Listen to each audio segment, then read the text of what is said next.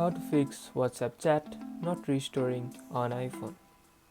Trying to restore your WhatsApp chats but they won't load or complete?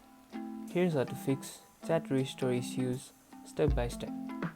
Make sure you're using the same phone number and the same Google or iCloud account where your backup was saved.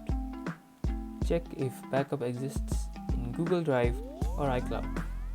If there is no recent backup, there won't be anything to restore. Restoring a backup requires a stable, high-speed Wi-Fi connection. Avoid using mobile data for large backup. Still stuck? Try uninstalling and reinstalling WhatsApp. After verification, the app will detect and prompt for a chat restore. And that's about it. If you guys enjoyed this video or if this video helped you, don't forget to smash that like button and subscribe for more videos like this. Thank you guys for watching and see you guys in the next video.